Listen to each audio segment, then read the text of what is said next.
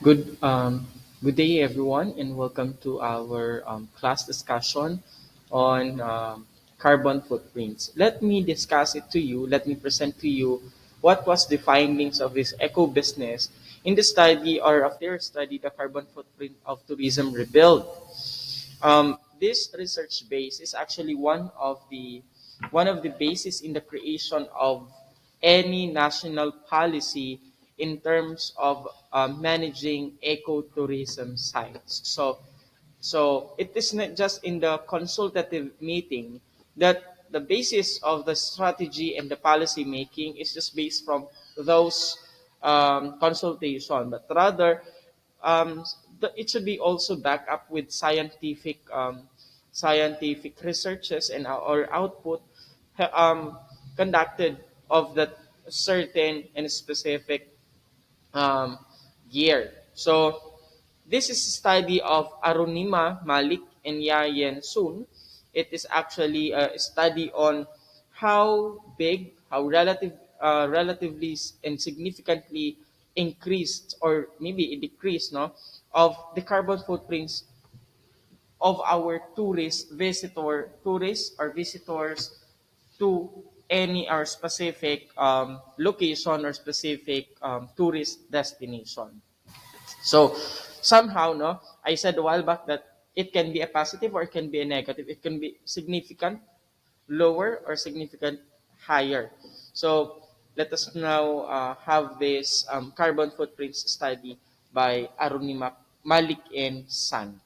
So this study was um, it reveals that the global tourism produces about 8% of the global greenhouse emissions and much more than the previous estimates. Meaning, they conducted already a rough projection before having said nung kanilang mga plan. And it reveals already and it shows already based from the result that there is already an 8% increase po of the previous estimation. So, what's all about the greenhouse gas emission? These are actually the side effects po of having tourists or the effect of tourism, the bad effect of tourism industry to our Mother Earth. Which is our main goal in the ecotourism management is to balance the sustainability,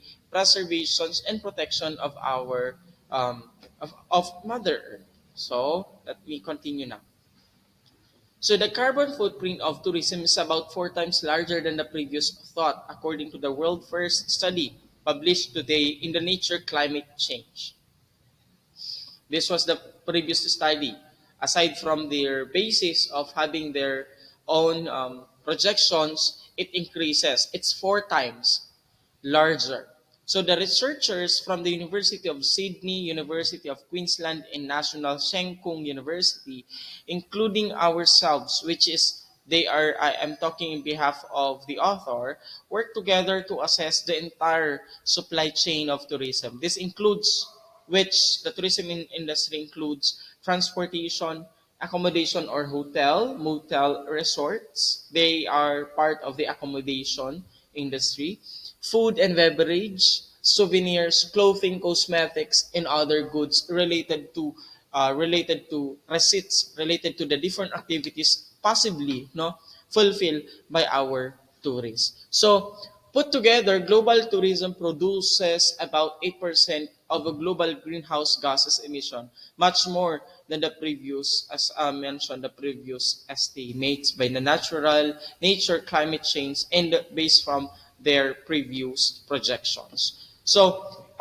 tourism, yes, it is a $1 trillion industry, one of the major driver, and now one of the most um, significant po in terms of how faster that grow the international trade than the international trade, meaning we have bigger contributions in the world national economic spending than the other international trade. So to determine no the true emission if this is one of the most significantly na nagko-contribute in terms of our economic growth, then maybe this is also now one of the major industry that put into danger yung life of our house, which is earth. Okay, for them now to determine produced by tourism, they scanned over a billion supply chains. Supply chains meaning from point one hanggang sa point na hanggang sila matapos. So that's the supply chains of a range of commodities rather consumed and experienced by tourists.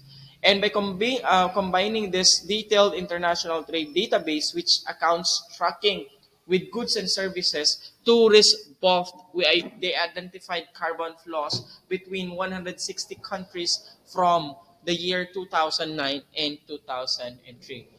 If you will ask me if is this the latest research conducted in relation to the footprints? Yes. Okay? So it was 2009 and 2013. Actually, there are, if you can see on the National Economic Tourism, Ecotourism Strategy, it's a 5-year plan. It's a combination of a long-term, short-term, and a long-term plan. Okay? And for that matter, yung national strategy natin for ecotourism management is up to 2022. So meaning until next year. And now currently the Department of Tourism, the Department of Environmental Natural Resources under the Office of the Biodiversity Office, they're still now conducting the new planning or they are doing of new plans and projections for possible na creation of new strategy for both short-term and long-term in the year 2022, 2023, sorry, 2023 to 2025 for the short term, and for the long term is 2025 to 2027 and 8. Okay? So 27 to 2028. So that's how this strategy is being created. We studied already from chapters 1 to chapters 8 from the book of the International Setting for Ecotourism Management, that after having that consultative meeting with our community, where we analyze the result, and after the result, we'll try to create policies, and these policies should be anchored from both the local, the national, and the international setting.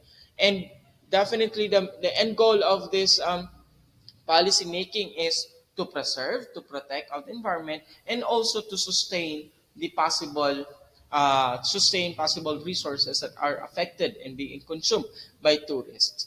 And as we can see, based from this data on the carbon footprint studied, that there are, no, it's 4 times po yung paggamit and 4 times yung contribution. So 4 times, even more, no, yung effect to our Mother Earth.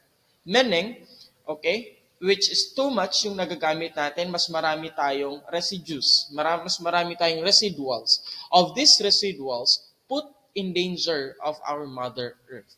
And it is then important to discuss on how we can sustain these resources that we have of a certain tourist destination.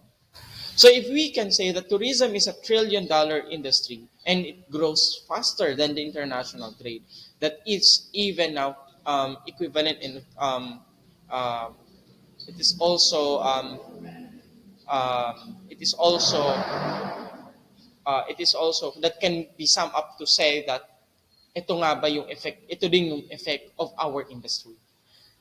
To contain of all these footprints, the results was it is increased 15% over than the period from 3.9 gigatons or GT of the carbon dioxide equivalent to 4.5 gigatons. So can you just imagine? So 15% of the normal 3.9 or the usual 3.9 to 4.5 gigatons of carbon dioxide being excreted, being produced because of tourism-related emissions or tourism-related activities. So these are the emissions. So ang laki ng contribution natin sa pagkasira ng buong mundo.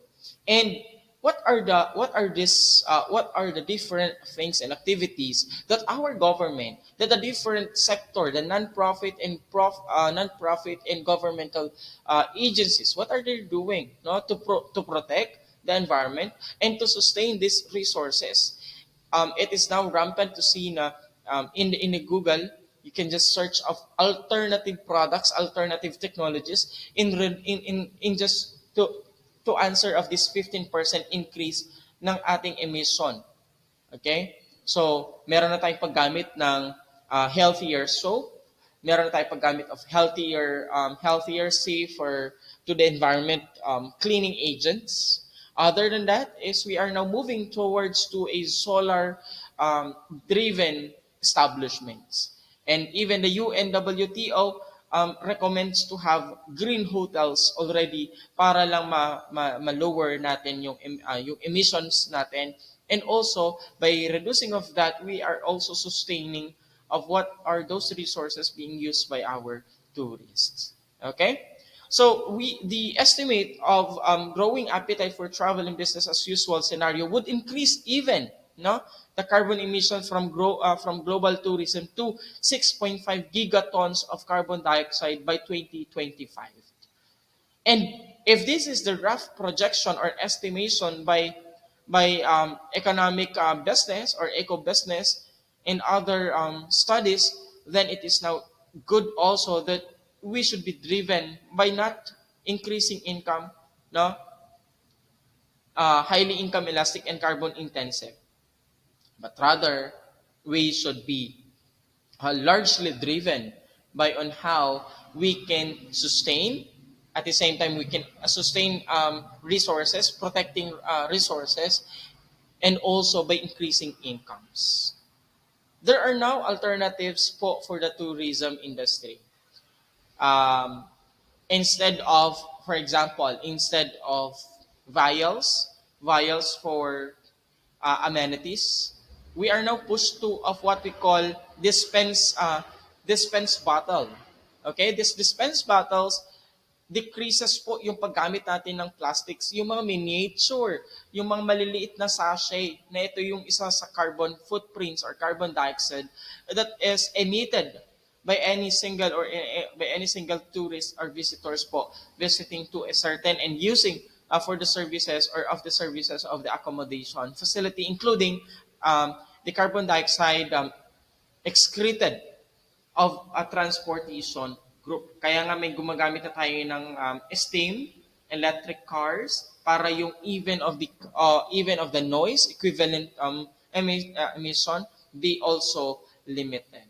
Okay? Be minimized rather. So, tourists are responsible for about 30 to 80% of the national emission of island economies.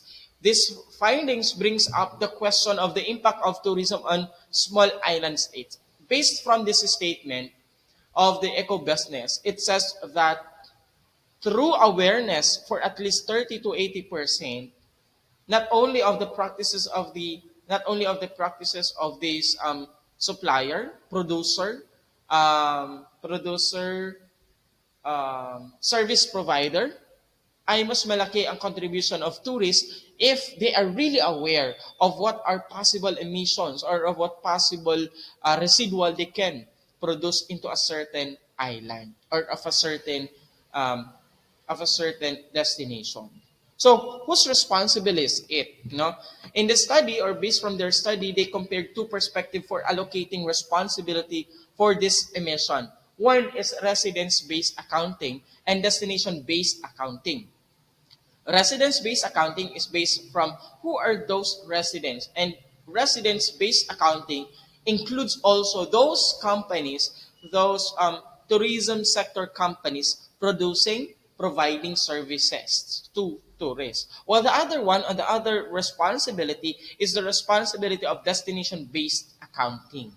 And this is the government, the non-profit, and also with the tourists. This former perspective allocates emission to the country of residence of tourists, the later to the country of destination. Put simply, are tourism-related carbon emissions a responsibility of travelers or tourist destination? It's a question mark.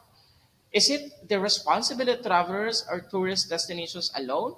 No, if we will base from the two perspective allocations, whose responsibility, it is both and it is diverse based from the presented idea, the residence and the destination based accounting. Its responsibility lies with the travelers, then we should identify the countries that send the most tourists out into the world and find ways to reduce the carbon footprints of their travel. Okay? And putting now the orientation, putting now to the knowledge of this tourist in visiting para mas malesen, yun po yung isang challenge on this matter. So, let's move now into how these countries rank under two accounting perspective. The United States is responsible for the majority of tourism related emissions under both perspective. Many people travel both from and to US, followed by China, Germany, and India. But on the per capita basis, the situation looks rather than different. Small islands destinations have the highest per capita destination based from footprints. Yes, okay? Na kahit sabihin natin ito ay mas maraming movement on those cities, but it says that per capita, the highest destination-based footprints are those under remote areas such as small island. If we can compare based on the technology and other reduction practices, these developed countries, ito yung mga more edge po, um, if they are more developed, they are more capable of reducing, okay, nung ating emissions. So that idea even says that the per capita destinations are based higher po on the based higher from small island destinations. Maldives stops the list as 95% of the island's tourism related emissions come from international visitors. And tourists are responsible for of the 30 to 80% of the national emission of island economies. These findings bring up the question of the impact of tourism on small island states.